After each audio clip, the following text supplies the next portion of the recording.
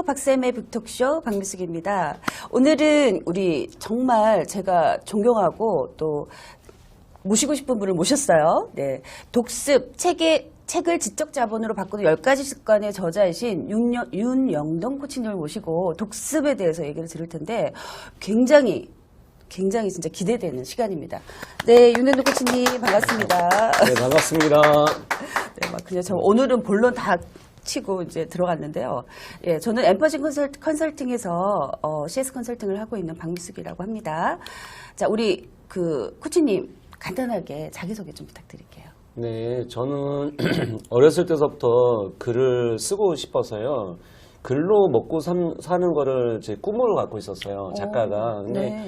사실 작가가 전업작가 되게 어렵잖아요. 그렇죠. 그래서 전업작가를 잘 못했었는데 직장 생활도 한 적이 있고 직장 생활을 하면서 책을 많이 읽었던 것 같아요. 그리고 직장 생활하면서 이제 컬럼을 썼던 것들이 나중에 책으로 나오고 그리고 그 책이 기반이 돼서 제가 독립을 해서 윤코치 연구소의 소장이 됐었고요. 네. 그리고 지금 요번 책이 저희가 10권의 책이고요. 와. 그리고 또 의미 있는 책이고 또 이게 전에는 이제 실용서였다면 요 책은 또 입문서다 보니까 많은 분들에게 어떤 입문이라는 말 자체가 그렇잖아요. 사람의 네. 문의잖아요. 네. 사람의 문의가 어떻게 살아가는지가 우리가 좀 중요한데 너무 지금 보면 물적 자본에 대해서 너무 관심이 많고 지적 자본에 대해서는 너무나 사람들이 관심이 없지 않은가.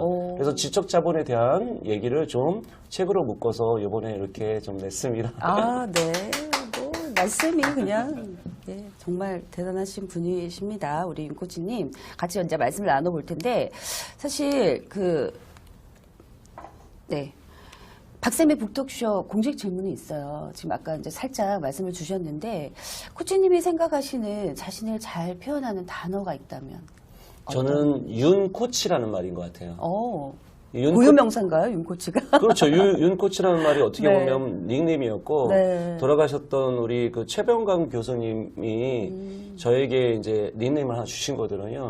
윤 코치라고. 윤 코치라는 제가 코치를 하고 있는 사람이니까 네. 너는 너 이름을 걸고 해라. 그게 저에겐 되게 어떻게 보면 발심이 됐어요. 제가 네. 일을 하면서 그래 적어도 내 이름을 걸고 일을 해야 되는 게 되게 중요하구나. 외국 사람들은 자기 이름을 다 걸거든요. 그렇죠. 그게 자기 명예이기도 하고 그러니까 내가 하는 일에 대해서 어떤 사명이나 소명이나 자기가 소망을 갖고 좀 해보면 좋겠다. 그래서 저를 제일 좋게 부르는 거 저는 윤 박사, 윤 소장보다 저는 윤 코치라는 말을 되게 좋아하는 이유 중에 하나도 네. 제의 정체성을 네. 잘 대변하는 이름이기도 합니다. 야, 제가 지금 몇몇 분을 모시고 방송을 좀 했을 때 표현하는 단어라 그러면 뭐 성실함, 뭐 소통, 뭐 이런 식의 어떤 의미를 담은 명사나 형용사를 말씀하시는데 윤 코치라 딱 얘기하시니까 대단하신 분을 제가 모셨구나 뭐 이런 생각이 좀 드네요. 기대가 됩니다. 그게 되게 중요한 게 네. 저는 인생은 네. 하나의 문장이라고 생각해요. 그래서 문장에는 자기 주체가 있고 네. 그리고 객체가 있어요. 그러니까 아이가 흔들리면 그때서부터 내가 왜 살아야 되는지가 모르니까. 그리고 특히 형용사를 많이 쓰는 사람 주의하셔야 돼요. 그래요? 형용사를 많이 쓰는 사람은 자기를 꾸미려고 하는 사람이거든요. 그럼 본질이 흔들릴 수 있어요. 그렇죠. 그래서 정말 중요한 거는 명사와 동사를 쓰시는 것이 되게 삶에서 중요하다. 뭐 세상에 이 하나의 질문에도 이 삶의 진리를 얘기를 하시는 우리 윤 코치님 기대됩니다. 네. 사실은 제가 이 독습을 딱 받아들고 책을 샀을 때 이게 뭐지? 이 글자인가? 아니면 좀 약간 기와집 같이 이렇게 좀 생기고 그래서 참 독특하다. 독습이 뭐지? 뭐 이런 생각을 많이 했어요. 네네네. 이 책을 좀 쓰시게 된 계기가 있으신가요? 제가 이게 사실은 우리가 첫 번째 중요한 게 요즘은 사람들 스마트폰만 보잖아요. 그렇죠. 그러다 보니까 사실 자기가 문맥을 잘 못 읽는 사람들이 꽤 많아요. 문맥을 못 읽는다. 예를 들어서 페이스북에서도 뭘 글을 올려놓으면 댓글이 보면 이상한 댓글이 달리는 거예요. 그 전체를 못 읽고 어떤 맥락에서 이런 얘기를 한다는 거는 생각 못하고 네. 그래서 이 문해력이 정말 떨어진다. 진짜 그거 조사를 해보니까 검색도 해보고 조사를 해보니까 실제 우리나라의 문해력이나 문장, 독해력이나 이런 것들이 상당히 떨어져 있더라고요. 그래서 이게 왜 떨어져 있는가 봤더니 네. 사실은 외국 사람들 같은 경우도 많이 책을 읽지만 네. 지금 많은 사람들이 지하철에서도 보면 다 스마트폰 스마트폰만 하고 보고 있죠. 있지 책을 네, 보지 맞아요. 않고 있어요. 그래서 사실은 그럴 수도 있다고 보더라고요. 거기서도 거기 문맥을 잘 읽으면 되는데 네. 중요한 거는 그거를 어떻게 읽는지 잘 모르는 분들이 많다. 그래서 이 책은 사실 10가지의 비법을 알려주는 책이라 보니까 이 독법이라는 것 자체가 상당히 중요하고 네. 독습이라는 말은 3가지 뜻이 있어요. 네. 첫 번째 독자는 읽을 독자. 그래서 읽는 연습을 해보는 거야. 내가 책을 읽고 사람을 읽고 세상을 읽고. 근데 그냥 책만 읽으면 또 안 되고 네. 또 너 사람만 읽다 보면 또 감정이 또 그렇죠. 그럴 수 있으니까 맞아요. 그걸 또 벗어나서 세상을 크게 보면 조금 내가 기분 나쁘더라도 이 전체적인 우리 같이 가야 되니까 조금 자기가 양보도 생기더라고요. 그런 관점에서 독법이라는 게 되게 중요하고 두 번째 중요한 독습은 뭐냐면 독자가 홀로 독자예요. 그러니까 사람들이 혼자 있지 않는 경우가 많더라고요. 보니고 그런 사람들이 되게 많아요. 자기가 누구랑 어울리려고 하고 자기가 혼자 있는 시간이 많이 없는 거예요. 그런 사람들이 또 책을 못 읽어요. 그래서 사실 혼자서 스스로 자기가 뭔가 해보는 학습도 주도적인 학습이 중요하듯이 자기 주도 학습이 중요하듯이 혼자 책을 읽어보는 습관이 결국에 자기 생각을 갖게 되는 아주 중요한 부분이 아닐까. 마지막 3번째 독습은 뭐냐면요. 네. 독자는 진짜 독하게 습관을 만들어 봐야 된다는 거예요. 처음에 습관이 된다는 건 금방 습관이 안 되더라고요. 네. 적어도 60일, 100일 정도 뭔가 우리가 정성껏 뭔가 해보고 나서 그게 습관이 되면 나중에 안 하다가 다시 해도 습관이 돼 있으니까 할 수 있어. 근데 중요한 거는 그렇게 자기가 해보지 않은 상황이 되니까 좀 배워도 실력이 늘지 않는 사람들이 꽤 많아요. 시간은 투입한 건 많은데 그거에 대한 질적 부분 그리고 책을 막 몇백 권 읽었다고 했는데도 만나보면 그런 깊이가 없거나 독법이 되게 낮다라는 생각을 우리가 느끼죠. 그러니까 누군가에게 우리가 코스워크를 해야 되는 것도 되게 중요하더라고요. 근데 그런 코스워크를 하지 않았던 분들이 결국에 그런 문제점이 좀 생겨요. 그러니까 그냥 무조건 읽는 것만은 도움이 안 된다라는 말씀을 좀 드려요. 그러면은 이 독습이라는 책을 쓰게 되신 계기가 문맥력이 좀 떨어진다라든지 그런 환경이나 저변을 보시고 또 느끼시고 또 이런 걸 좀 알려주고 싶으신 마음도 있으셨군요. 개인적으로 이제 가장 제가 뭐였냐면 네. 제가 살아 있을 때 저희 아이들에게 지적 유산을 줘야 되겠다. 근데 지적 유산 중에서 가장 얘들에게 아빠가 해줄 수 있는 게 뭘까? 이제 엄마의 역할이 있고 아빠의 역할이 있는데 아빠는 이제 사회적인 역할이라고 우리가 하잖아요. 근데 아빠 사회적 역할에서 내가 뭘 해줄까 했는데 우리 아들이 지금 중학교 3학년이에요. 근데 얘가 책을 좋아해요. 근데 얘가 책을 읽는 방법을 내가 알려주는 것보다 그럼 내가 교사가 돼버리니까 그렇죠. 아버지가 아니라 교사가 돼버리는 건 오히려 좋지 않으니까 내가 갖고 있는 생각을 정리해서 아이에게 너 읽어봐라. 그러면 책은 한번 읽어볼 수 있잖아요. 아빠가 이런 생각을 하고 있구나라는 것을 생각해 볼 수 있도록 제가 이걸 지적 유산으로 좀 남기기 위해서 이렇게 책을 냈습니다. 네, 중요하고 큰 의미를 가진 책이네요. 네네. 그리고 아까 좀 살짝 말씀 나눴을 때 10권이 넘게 내셨지만 정말 내고 싶은 책이 없다라는 말씀도 하셨는데 네네네, 맞습니다. 네, 정말 대단한 책이라는 생각이 좀 듭니다. 그러면 본격적으로 책 내용으로 좀 들어가 볼 텐데 제가 늘 책을 새롭게 받아들고 보는 게 서문인데 우리 코치님은 또 서문도 좀 독특하게 쓰셨더라고요. 거기서 뭐 프롤로그 보면 이 4가지 정도의 문장들을 좀 내놓으셨는데 다 궁금했어요. 다 궁금했는데 세상을 이끄는 1% 고수들의 남다른 독서 습관이 사실 독습의 좀 핵심적인 내용인가요? 그렇죠. 네. 그러면 이거 한번 듣고 싶어요. 책을 읽는 1% 고수가 책을 읽지 않는 99%를 이끈다. 사실은 직관적으로 이게 그러면 책을 읽으면 세상을 이끈다는 거네라는 생각이 드는데 좀 구체적으로 왜 그러면 책을 읽으면 이걸 이끈다는 얘기를 하신 건지. 그러니까 우선 책을 읽게 되면 우리가 그러니까 옛말에 그 말이 있어요. 책에도 나오는 얘기 중에 하나가 뭐냐면 물리가 터진다 그래요. 물리가 터진다는 얘기가 2가지 해석이 가능하거든요. 첫 번째 해석은 뭐냐면 문장의 이치를 깨닫는. 문장의 이치를 깨닫기 시작하면 문장의 어떻게 문장이 연결되고 문장의 해독이나 해석, 문해력이 네. 좋아지는 것. 이게 첫 번째 뜻이고요.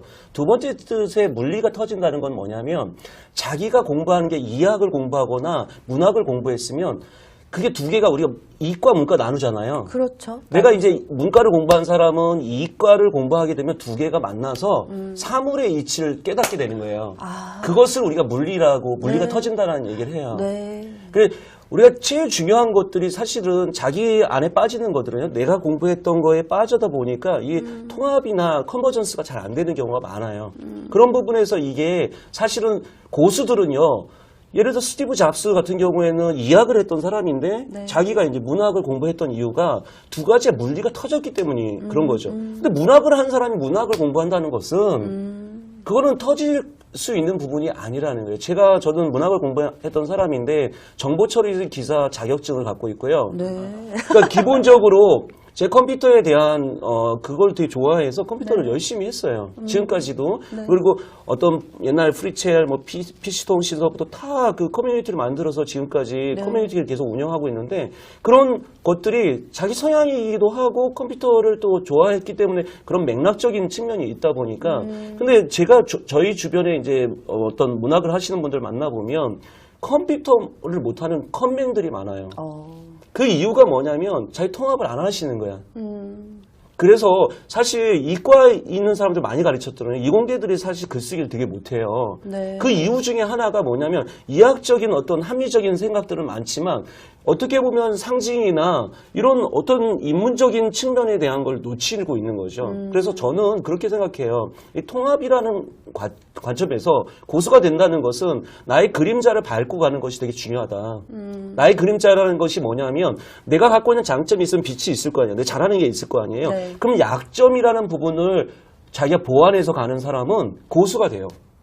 그걸 이제 책에서 그렇죠. 얻을 수 있다는 얻을 수 말씀이신 있는 거죠. 거죠. 그래서 내가 책을 읽는 사람은 내가 아직 부족하다고 자기를 겸양하는 사람들이 책을 읽다 보니까 결국 그런 사람들은 계속 자기가 부족한 면을 자꾸 채워가니까 성장하게 되는 거고 그게 아니고 그까지 책에 뭐가 있어 진리가 있어 그런 사람들은 결국 책을 멀리하다 보니까 자기가 어떻게 보면 자기 그림자를 넘지 못하고 결국에 문제 생기고 그 다음에 결국에 거기서 이제 문제가 생기는 거죠.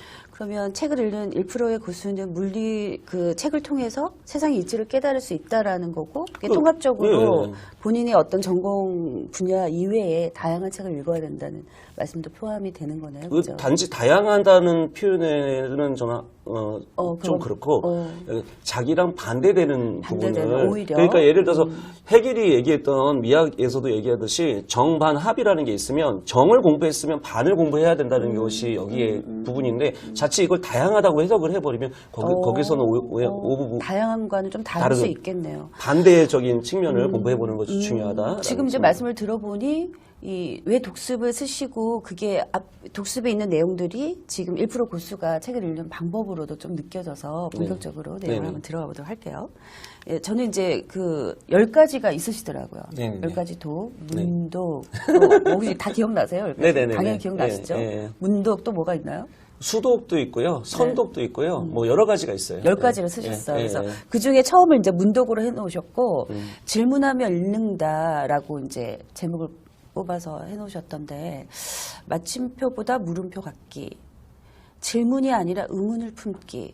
너무 다 궁금해서 이거는 좀 책을 읽어보시는 게 좋을 것 같고, 문독, 질문하며 읽는다 해서 좀 질문이 아니라 의문을 품기. 이거는 어떤 의미인가요? 그러니까 질문을 우리가 세 가지 정도로 이제 해석할 수 있는데, 질문이라는 부분은 사실은 내가 궁금한 게 있으면 뭔가 누군가에게 물어보는 것을 우리가 질문이라고 할 수 있어요. 그렇죠. 대표적인 게 이제 우리가 길을 어디 가다가 내 길을 몰라. 그러면 다른 사람한테 물어보죠. 네. 저는 이제 네이버 지도를 보는데. 예, 그게 이제 질문. 그것도 하나의 물어보는 거예요. 네네. 내가 거기다 뭔가 쳐는 것도 그렇죠. 네이버에다 물어보는 거니까. 그건 질문이라고 볼 수 있는 거죠. 네. 두 번째 의문이라는 것은 뭐냐면, 그런 것, 내가 뭔가 찾고자 하는 과정에서 뭐가 맞지 않거나, 그리고 내가 이런 부분에서, 이게 의심스러울 때, 그거를 어떻게 보면 의문을 던지게 돼 있어요. 네. 근데 의심이라는 부분이 뭐냐면, 바로 세상에 대한 어떤 이면을 보고자 하는 사람이 의심을 하는 거지, 이면을 보지 않고 그냥 당연시 하다 보면, 어떻게 보면, 그 세상 그냥 흐르는 대로 흐르게 되는 거죠. 근데 우리가 리더가 된다는 얘기는 두 가지 리더가 두 가지잖아요. 하나는 그냥 있는 리더가 있을 거고 내가 누군가를 이끄는 리더가 있을 거란 말이에요. 네. 근데 이끄는 사람의 리더가 되려면 물음을 사람에게 알려주는 게 좋아요. 그러면 근데 그게 아니고 단지 내가 뭘 이런 해결법만 알려준다 보면 본인이 어떤 질문을 갖고 살지가 없으면 자기 스스로 어떤 발심이 생기지 않고 자기가 질문을 갖고 살지 않으니 자기 스스로 살기가 어려운 거죠. 질문이 있다는 거는 어떻게 보면 우리가 외국에서도 많은 아이들서부터 질문을 품게 해야 네, 하고 네, 네. 합으로 타서부터 뭐서부터 다 질문에 대한 이야기를 하는 이유 중에 하나가 질문을 품고 살라는 의미로 이야기를 하고 있고요. 그리고 우리가 교육에서는 질문이라는 말 대신에 발문이라고 얘기해요. 발문. 누군가 발문이라는 게 굉장히 뭐냐? 신선한 단어인데요. 발문이라는 약간 것은 올드하기도 하고. 발문이라는 건 뭐냐면 상대가 어떻게 보면 이거에 대한 관심을 가질 수 있도록 책에 대해서 독서를 하는데 발문을 시킨다는 얘기는 네. 지금 교육적 효과를 높이기 위해서 그 사람이 질문을 던질 수 있도록 대표적인 게 이런 질문이 상당히 좋더라고요. 여기서 이제 나온 건데 한번 읽어보실까요? 예시 요거 1번. 이런 경우 처음이야. 네, 읽어볼까요? 네. 만약 아편 전쟁에서 중국이 패배하지 않았다면 어떻게 되었을까요? 뭐 이런 것. 예, 이게 역사에서 이거를 알게 되면 요 맥락적인 게 아주 중요한 맥락이더라고요. 어떻게 보면 아편 전쟁에서 중국이 패배함으로써 그게 굉장히 문제가 있었는데 그 부분이 많이 패배하지 않았다면 어떻게 됐을까? 사람들로부터 역사에 대한 어떤 호기심을 발문할 수 있도록 해주는 거죠. 그러면 그런 거 자체가- 이 말씀이 예. 예를 들면 책을 읽을 때 뭐 본인이 그냥 읽고 글자 그대로 의미로 받아들이고 마는 게 아니라 자기가 주도적으로 또는 자기의 생각을 넣어서 좀 다시 리워딩을 한다던가 그렇죠. 생각을 정리하는 게 문독의 핵심이라는 핵심이죠. 말씀이신 거죠? 거기는 아까 얘기했던 이렇게 뭐뭐 하지 않았을까라고 하는 거를 우리가 반문이라고 해요. 그렇죠. 네. 다른 사람이 갖고 있는 생각만 이게 혹시 이렇게 해도 되지 않을까? 그리고 반문, 반대의 입장에서 생각해 보는 거예요. 근데 그게 엄청 도움이 되는 게 뭐냐면 혼자 생각하다 보면 어떤 사업을 할 때도 잘 되는 쪽만 생각하는 사람하고 잘 되는 것도 생각하면서 안 됐을 때는 어떨까라고 반문을 던져보는 거. 그러면 내가 나중에 설득할 때 이 사람을 만났을 때도 이런 반문을 이 사람이 갖고 있을 거라고 생각하면 그걸 불식시키기 위해서 설득하기 시작하더라고요. 네. 그러면 설득이 훨씬 더 잘 돼요.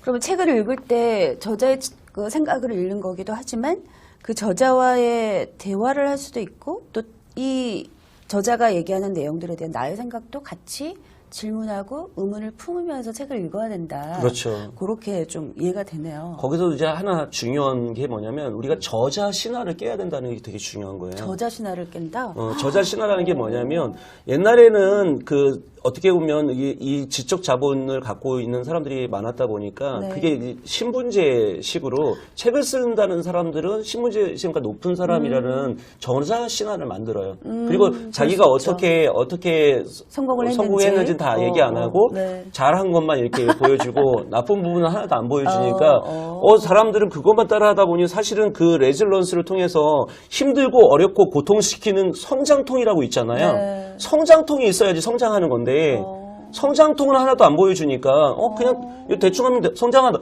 대충 읽는데 무슨 책을 읽어요. 저를 야단칠 생각 아니죠. 저는 안 그래요.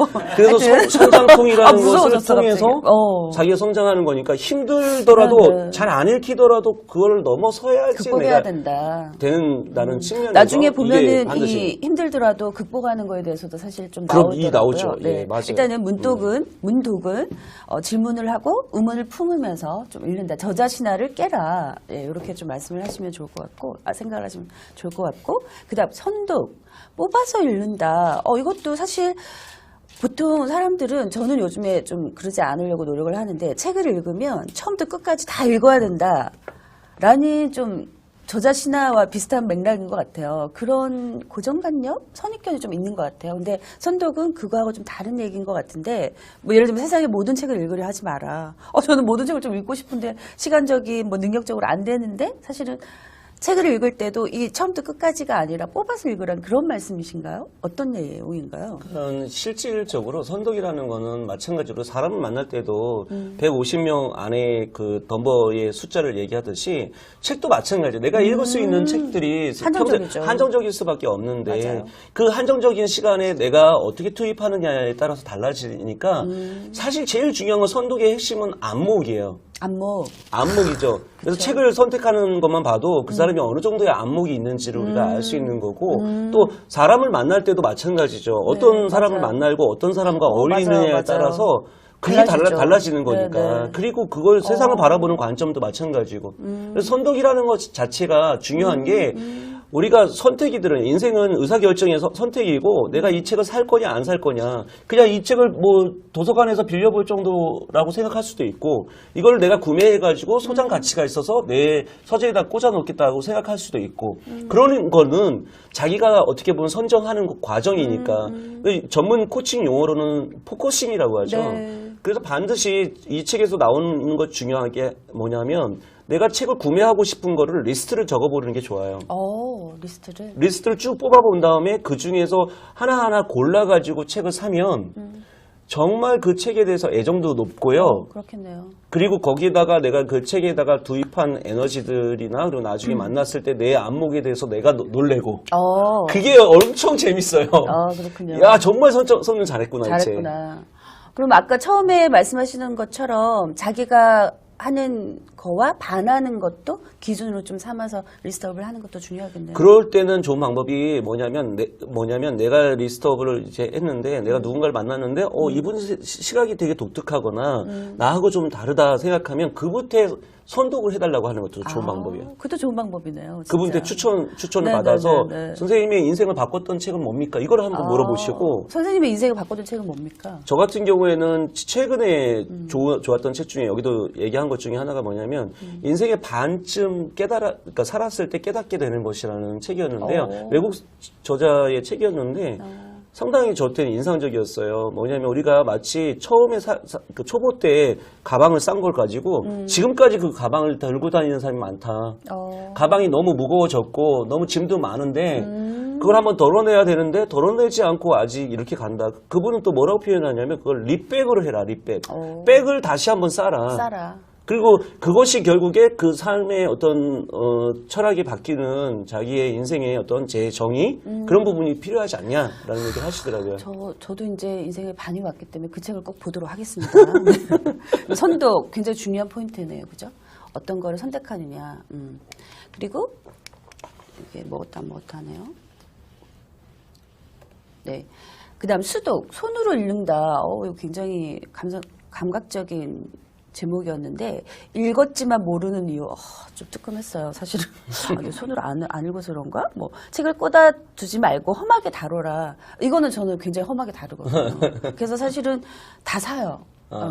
도서관에서 안 그래서 지금 돈 벌어서 책을 다 사야 될 판인데 수독을 위해 기억해둘 5가지 깨달았으면 실천하여 이렇게 이제 되어 있었어요. 근데 여기에서 좀 중점적으로 얘기해 주시고 싶은 게 뭐가 실제적으로 손으로 읽는다면 쓰면서 읽으라 뭐 이런 얘기로 저는 알아들었거든요. 근데 이제 그것도 좋은 방법이고 읽었을 때 좋은 게 밑줄만 하나 크는 것도 수독이라고 볼 수 있는 거예요.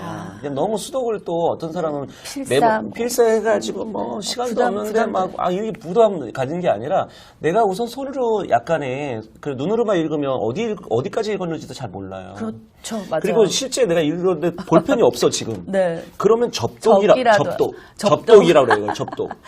접어놓는 거야. 네. 그러면 내가 여기 이거는 나중에 표시 우리 시집을 읽을 때도 접독을 많이 하더라고요. 네. 그러니까 접독이라는 게 얼마나 좋은 게 내가 거기다가 이렇게 하나하나 이렇게 접는 건 아무나 접는 게 아니더군요. 그렇죠. 정말 문구가 내 마음에 드는 문구들을 다 접독을 한 거니까 그런 것들이 뭐는 거예요. 너무 어렵게 생각하시면 안 돼요. 수독이라는 건 내 손만 움직여도 손만 움직여도 내가 다. 그러니까 어떤 사람은 메모장도 만들고 무슨 메모 노트를 만들어서 막 내 그 저자들도 알아. 메모 무슨 도서법 무슨 저자들도 아는데 지도 안 해.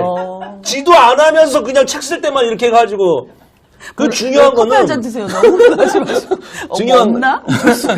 중요한 거는 어떻게 보면 수동은 그냥 밑줄만 밑줄이라도- 쳐도 되다. 그리고 그 중에 조금 어휘가 좋다 그러면 동그라미. 동그라미까지만 해도 별표까지만 해도 수동이야. 오케이. 뭐 이 정도는 저도 하고 그럼 있어서. 그러면 수동하는 거지. 너무 그걸 잘 하다가 네. 이제 나중에 그거를 한 번 더 노트를 사가지고 한 번 그거를 밑줄 친 것만 네, 다시 네. 정리해 보는 네, 거를 네. 뭐라고 하냐 초서라고 그래 초서. 쳐서. 내가 밑줄 친 거를 뽑아가지고 쳤는다. 뽑을 초자를 써서 초서라고 하는데 초서만 나중에 묶은 게 정약용 선생님이 600권 책 쓴 게 초서야 초서. 초서 기법을 통해서 책을 쓴 거거든요. 그게 결국에 수독을 하셨으니까 책을 쓴 거지. 네. 근데 수독을 안 하고 그냥 눈으로 읽으면요 나 졸기만 해요 맨날. 그러면 우리 코치님도 수독으로 책을 다 쓰셨나요? 아니면 저 봐봐요 엄청 시커매요. 이거 책 쓸 때도 여기도 보면 막 이렇게 맨날 쓰고 막 쓰는 거야. 나중에 이렇게 막 쓰고 뭐 아이플레이 뭐 이렇게 해가지고 이렇게 했던 것들이 이게 글씨 잘 쓰고 이런 거 생각하지 마요. 그냥 무조건 쓰는 거야 무조건. 아이고 알겠습니다.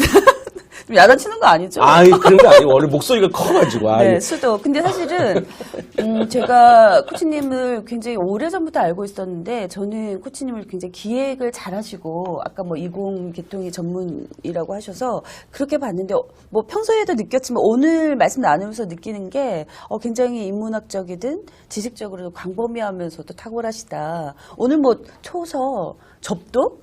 사실 접독이라면 하면 딱 직관적으로 단어를 이해를 하면서도 잘 쓰지 않은 발문? 대단한 단어에 그 픽을 하시는 분이다라는 생각이 듭니다. 그 숙독, 색각을 무르켜 읽는다. 이거는 사실 앞에 문독이랑도 일맥하다고 저는 느꼈거든요. 그럼 이게 핵심이 뭔가요? 숙독의 핵심? 숙자는요. 숙독. 제일 중요한 게 쉼표예요. 그러니까 책을 읽다가 계속 책만 읽다 보면 이게 책이 안 들어와. 그래서 약간의 무르익는 우리가 예를 들어서 이게 무르익고 이게 마치 물이 끓어야지 이게 되려면 뚜껑이라도 좀 닫아 놓는 것처럼 계속 그냥 끓기만 하다 보면 나중에 이게 안 되더라고요. 그럼 나중에 자기 에너지도 네. 고갈이 되니까. 책은 숙독이라는 것은 뭐냐면 약간 내가 이 생각을 무르익게 만드는 포인트예요. 그게 이제 심표다. 쉼표야, 쉼표. 그러니까 쉼표가 필요한 게 계속 물음표만 갖고 사는 사람들은 진짜 너무 의심이 많고 너무 또 이제 자기가 자기주도적인 방식으로 가니까 다른 사람들과 이게 교류가 없을 수 있어요. 그쵸. 물음표도 내려놓고 느낌표도 필요한 거야. 사람들하고 그러셨어요. 막 이런 거 공감도 되게 필요하다. 공감 가는 느낌표도 필요하고 그 너무 느낌표만 하다 보면 또 사람들 너무 쫓아다니니까 너무 지쳐. 그럴 때는 쉼표가 필요한 거예요. 숙독이라는 것은 사실은 책을 한번 읽고 이거를 네. 읽고 나서 끝내는 게 아니고 네. 다시는 한번 읽는 것도 되게 중요한 거예요. 그게 숙독이기도 해요, 그것도. 그리고 이걸 다시 읽는다는 게 너무 힘드실 때면 밑줄 친 것만 한 번씩 보는 거예요, 그냥. 아니면 동그라미만 네. 보고 책을 다 읽고 나서 한 번씩 그냥 훑어보는 것도 좋아요. 네, 네. 그 훑어보는 거를 우리가 간독이라고 해요, 간독. 간도. 그러니까 간 보는 거지, 간. 그거는 없던데, 이 10가지에. 이거는 이제 강의에 서브로. 쓰려고. 강의에 쓰려고 간도. 일부러 빼놨어요. 근데 숙독이 쉼표라는 말이 너무 임팩트 있게 저는 와닿았어요. 그러셨어요? 네. 예. 숙독이라 그러면 저는 이제 깊이 생각하면서 뭐 이렇게 생각을 했지. 또 쉼표라고 생각하시니까 와닿고 저도 책을 읽을 때 이거 너무 좋아. 그리고 현업에 적용할 만한 게 있을 때는 이 책을 더 진도가 나가기가 어렵더라고요. 그 부분에 머무르면서 생각도 하게 되고 그러면은 현장에서 어떻게 적용을 해볼까를 하니까 책에서 빠져나와야 되더라고요. 그걸 말씀하시는 예. 거죠. 야, 대단하시다. 그 해석을 또, 야. 감사합니다. 야. 뭐 바로 넘어갈게요. 칭찬해 주시니까 숙독 굉장히 중요한 것 같고 오늘 그 일부 마지막 내용은 낭독이에요. 소리 내어 읽는다. 사실은 제가 독서하면서 여러 가지 방법을 뭐 알고도 하고 모르고도 했던 것들이 있는데 지금 말씀 나누는 거를 들어보면 근데 소리 내어 읽는 건 안 해본 것 같아요. 네네네. 이거는 어떤 의미인가요? 왜 이거를 해야 되나요? 소리를 낸다는 것은 우리가 그러니까 이너보이스라는 말을 써요. 이너보이스는 내면의 소리를 끄집어내는 건데. 네. 근데 사실 눈으로만 있는 사실 묵독을 하게 되면 네. 내면이 잘 들어오지 않아요. 그리고 소리를 낸다는 것은 사실은 몸이 움직이는 거거든요. 네네네. 몸이 움직이는 것 자체가 내 내면하고 연결된 것들이 하는 거예요. 지금 아까도 왜 이렇게 나를 야단치시는 거예요. 이게 사실은 내 내면에서 나오는 소리이기도 해요. 네. 그리고 그렇게 지금 사람 그 독자분들이 보시는 분들이 알아줬으면 좋겠다는 그런 내면의 소리인가요? 그러니까 나도 모르게 이제 소리가 커지는 것도 그런 측면에서 볼 수 있는 거라고 볼 수 있겠죠. 네. 그리고 이 낭독은 사실 우리는 낭독에 대해서 오해하는 게 혼자 읽으면 낭독이라고 생각하는 경우가 많아요. 근데 군독을 해보시는 게 좋아요. 아, 여러분이 옛날에 군무라고 했었어요. 군무. 네네. 군무라는 게 뭐냐면 무용도 혼자 무용을 하다 보면 자기에 빠져버려.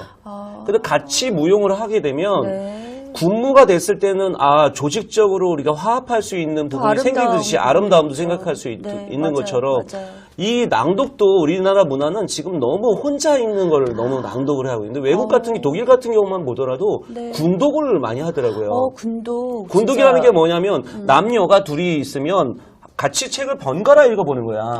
그러면 남자가 여자의 목소리를 들을 때 좋고요. 네. 남자가 여자일 때 남자의 목소리를 들으면 좋아요.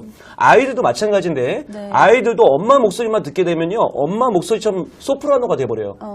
근데 이 과학적으로 증명된 게 뭐냐면 아빠가 책을 읽어주면요. 아이들 때. 네. 아이들 때 책을 읽어주면요. 아빠의 저음의 목소리가 아이들에게 편안함을 주고 그 감성적인 것도 끌어올린다는 연구 결과가 상당히 많이 나와 있어요. 그러니까 지금은 사실 집에서 가족들도 마찬가지예요. 회사에서도 마찬가지로 군독을 하셔야 돼요. 군독. 군독, 와, 진짜. 군독 같이 읽어주고 그냥 엄마만 계속 읽으라고 하지 말고 아빠도 맨날 TV 보고 뭐 스포츠 TV 보고 그런 거 다 꺼버리고 같이 읽을 때 읽어주셨어요? 저도 읽으려고 되게 노력해요. 아니, 그러니까 자녀분한테 읽어주셨어요? 저는 못했습니다. 어떻게 된 거야? 저도 그래도 많이 읽어주려고 노력했어요. 아예 안 한 건 아닌데 네네. 진짜 지금 와서 앞으로 해주시려니까 너무 컸잖아, 이제. 네, 다 커가지고 아빠 왜 이래? 막 이러고. 어려워. 근데 진짜 군독이라는 거 굉장히 의미 있는 얘기인 것 같아요. 그럼 예전에 제가 조금 뭐 학생 때나 이럴 때는 낭독회도 있고 이랬는데 요즘 그런 건 없어진 것 같아요. 근데 그게 뭐 올드하다, 촌스럽다는 느낌이 아니라 오히려 말씀하시듯이 굉장히 감정적이면서도 잘 전달될 수 있는 그런 거다라는 느낌이 들고 지금 5가지 얘기했잖아요. 제가 이거 얘기 나누면서 느낀 거는 굉장히 과학적으로 뭔가 이 책을 읽었을 때 잘 습득할 수밖에 없는 구조를 만들어 놓으셨다. 왜냐하면 모든 질문을 먼저 해야 되고 또 거기에서 필요한 부분 좀 좋은 거를 뽑아서 그 다음에 뭐 빨리 나와야 되죠. 수독. 수독. 그러니까 사실은 우리 강의할 때도 몸을 움직이게 하면 더 인지도가 높아지잖아요. 그러니까 몸을 좀 움직일 수 있도록 하고 뭐 과학적으로 거의 뭐 다 세팅을 하셨다는 생각이 들고 습독도 심표.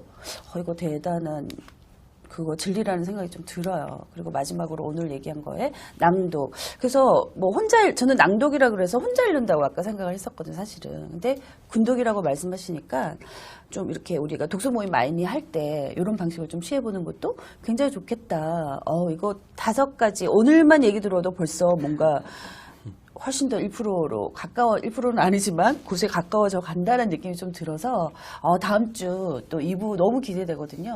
오늘 같이 말씀 나눴는데 코치님 소감 간단하게 한번 말씀 부탁드릴게요. 우선 누구를 만나느냐가 중요하다고 생각해요. 네. 책만 읽는 건 바람직하지 않다. 책에서 벗어나는 과정이 필요하다. 그 책에서 벗어나는 과정을 비책이라고 합니다. 네. 그러니까 우리가 비책을 안 갖고 있으시니까 책을 읽는 것도 중요하지만 책에서 벗어나는 과정. 그리고 책에서 벗어났으면 사람을 만나는 휴먼부. 오늘 사실 우리 선생님 만나니까 거기서 또 제가 이런 이야기를 할 수 있었던 거지. 누군가를 만나지 않으면 그 케미가 맞으니까 이렇게 나오는 거예요, 사실은. 네. 오늘 정말 좋은 질문과 좋은 이야기를 끌어주셔서 너무나 감사합니다. 어떻게 이렇게 천상교수세요? 오늘 또 한 권의 책이 나왔습니다. 네, 감사합니다. 비책. 네. 마음에 새겨 담도록 하겠습니다. 자, 오늘 그 박쌤의 북토크쇼는 1부 여기까지 하고요. 또 이어진 독습 굉장히 또 흥미로운 얘기들 다음 주 또 이 시간에 함께